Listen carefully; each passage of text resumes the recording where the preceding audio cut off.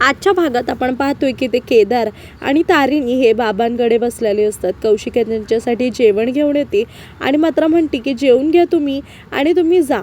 मी मात्र बाबांच्या बाजूला बसते. तेव्हा लगेचच तारिणी म्हणते की नका ताई, तुम्ही जावा. रेवा तुमच्याशिवाय झोपणार नाही म्हणून. आम्ही दोघं आहोत ना, आम्ही बाबांची बरोबर काळजी घेऊ म्हणून. असं म्हणून कौशिकी जाते. तेव्हा लगेचच इथे टेक्नो जो आहे तो फोनवरती आता बोलत असतो. कमांडरला आता फोन दिलेला असतो. तेव्हा कमांडर हा म्हणतो की हो चालेल, आम्ही देऊ म्हणून. कधीपर्यंत द्यायची आहे आणि कोण कोण हवे म्हणून. तेव्हा लगेचच आता इथे त्याला सांगितलं असतं की दोघंही हवेत म्हणून. तेव्हा तो म्हणतो ठीक आहे चालेल, दोघेही चालतील. इथे कौशिकीने आता सांगितलेलं असतं की 4 वाजता बाबांना इंजेक्शन द्यायचं आहे. इथे आता केदारला कमांडरचा कॉल येतो. कमांडर म्हणतो की बॉस, आता CBIचा माझं कनेक्ट झालं होतं, त्यांना 3 वाजता आपल्याला काहीही करून गुलाबची कस्टडीही द्यायची आहे म्हणून. इथे आता ते टेन्शनमध्ये येतात. तेव्हा लगेचच इथे तो सांगतो की दोघांनाही यावं लागेल, एकाने येऊन चालणार नाही, कारण दोघंही तिकडे होता म्हणून. दुसरीकडे इथे तारिणीला आठवतं की कसं आता काकूनी बाबांची जबाबदारी ही तिच्यावर टाकली आहे म्हणून. इथे लगेचच तारिणी म्हणते की आपल्याला होऊन जाईल रे पॉसिबल, कारण की बाबांना 4 वाजता इंजेक्शन द्यायचं आहे आणि गुलाबची कस्टडी ही 3 वाजता द्यायची आहे, म्हणून आपण कसंही करून घेऊ. इथे युवराज हा जो आहे तो टेन्शनमध्ये असतो. त्याला असं वाटतं की बापरे, गुलाब जो आहे तो आता CBIपर्यंत पोचला आहे, पण मात्र त्यांनी अजून माझं नाव घेतलं नाही आहे. पण जरा घाबरून जर त्यांनी माझं नाव घेतलं तर मात्र मला खूप भीती वाटते. इतक्यातच त्याची आई त्याला पाहते. त्याला म्हणते की काय रे युवराज, काय झालं म्हणून. तेव्हा लगेचच युवराज म्हणतो की काय नाही गं, मी बाबांचं टेन्शन घेतलं आहे. कसं त्यांनी मला पोरकं करून टाकलं आणि कसे वागले ते माझ्याशी, हे अगदी बरोबर होतं का त्यांचं वागणं माझ्याबद्दल. तेव्हा लगेचच तो म्हणते की अरे तू कशाला काळजी करतोयस, अजिबातच टेन्शन घेऊ नकोस. ते वरवरून त्यांनी फक्त तुला राग दाखवला, बाकी त्यांच्या मनात तसं काहीही नव्हतं. मी आहे ना तुझ्यासोबत, तू टेन्शन घेऊ नकोस. इथे आता केदार आणि तारिणी दोघेही आता निघायला जातात. तेव्हा त्यांना काकू भेटते. काकू म्हणते की कुठे म्हणून. तेव्हा लगेचच इथे म्हणतो की काय नाही, आम्ही इथेच आहोत आणि त्यासोबतच बाबांची तब्येत जी आहे ती आता थोडी थोडी सुधारते आहे. तर लगेचच ती म्हणते की ह्या सगळ्या गोष्टीचं मला बोलायला अजिबातच वेळ नाही आहे, मला खूप कामं आहे, त्यासोबतच माझ्या नवऱ्याची काळजीसुद्धा घ्यायची आहे, पण सध्या ती जबाबदारी तुमच्यावरती आहे. असं म्हणून ती तिथून निघून जाते. इथे केदार आणि तारिणी आता निघतात, त्यांना जायचं असतं म्हणून. तेव्हा इथे आता कमांडर, टेक्नो आणि फातिमा जी आहे ती सगळी रिस्पॉन्सिबिलिटी हँडल करत असतात. तेव्हा मात्र इथे ते सगळ्या गोष्टी कागदपत्र वगैरे रेडून करून ठेवलेले असतात त्यांनी.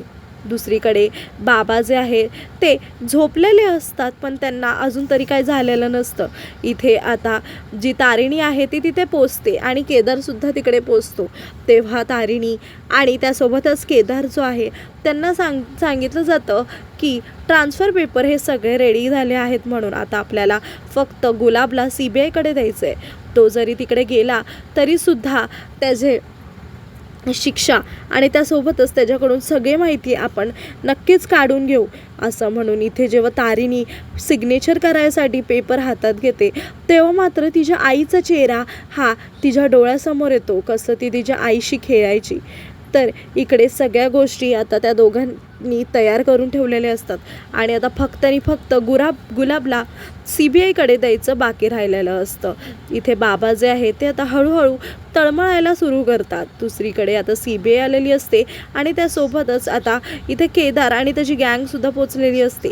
केदार हा म्हणतो की आता आम्ही गुलाबला घेऊनच येतोय.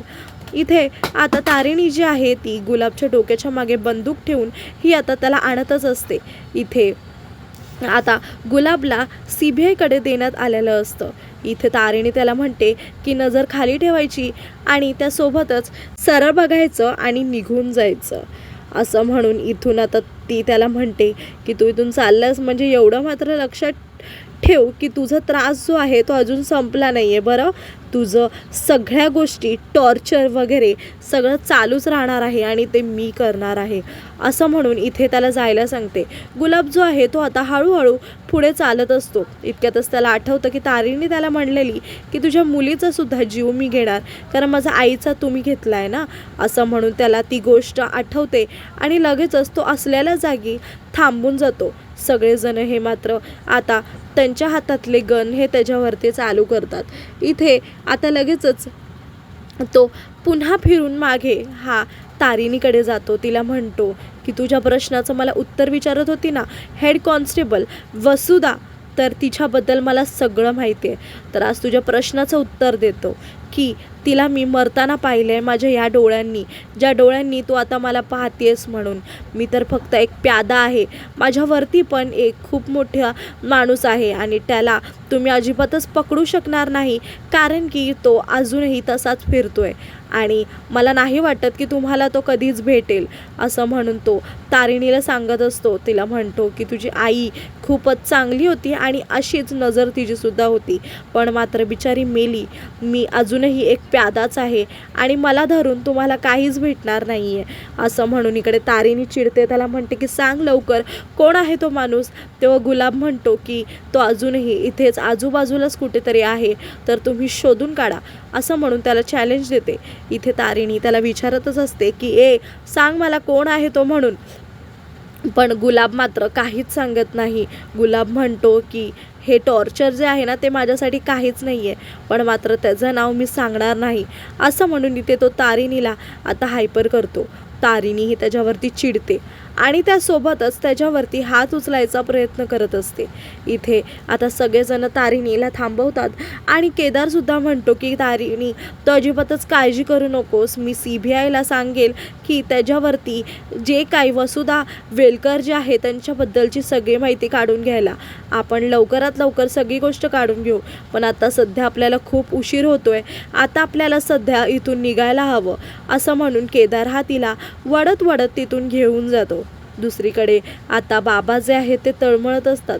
त्यांची इंजेक्शनची टाईम जी आहे ती आता जवळ आलेली असते. काही करून त्यांना 4 वाजेपर्यंत इंजेक्शन द्यायचं असतं. इथे केदार आणि तारिणी दोघांनाही रिक्षा भेटते. तेव्हा रिक्षामध्ये मात्र तारिणी ही त्यांनी गुलाबनी जे जे काय बोललं आहे ह्याच सगळ्या गोष्टी ती आठवत असते. इतक्यातच आता त्याची रिक्षा जी आहे ती थांबते. खरं तर खराब झालेली असते, म्हणूनच ते दोघंही एका जागेवर थांबून जातात. दुसरीकडे बाबा हे तळमळत असतात. त्यांना आता काहीच सुधरत नसतं. ते खूपच त्रासात असतात. इथे केदार आणि तारिणी ह्यांची रिक्षा बंद पडलेली असते. त्यांना काहीही करून आता लवकरात लवकर घरी पोचायचं असतं, कारण बाबांना त्यांना इंजेक्शन द्यायचं असतं. ते टेन्शनमध्ये असतात. इतक्यातच तिथे युवराज येतो. युवराजला मात्र सगळ्या गोष्टी आठवतात की कसं त्याच्या बापाने त्याच्या कानाखाली मारली होती सगळ्यांसमोर आणि त्याला सांगितलं होतं की तुझी मात्र काहीच लायकी नाही आहे, असं म्हणून इथे तो म्हणतो की ह्याच हाताने मला मारलं आहे ना म्हणून. आणि त्यासोबतच इथे त्याला खूप राग आलेला असतो. तो बाजूला असलेली उशी ही उचलतो आणि त्यासोबतच आता त्यांच्या तोंडावर ठेवायला तो जाणारच असतो, पण मात्र पुढे त्याला सगळ्या गोष्टी आठवत असतात. दुसरीकडे मात्र तारिणी आणि केदार जे आहे ते अटकलेले असतात. इथे त्यांना रिक्षा आता दुसरी शोधायची असते, तरी ते केदार हा सारखा विचारत असतो की कधी चालणार आहे रिक्षा म्हणून तुमची, झाली का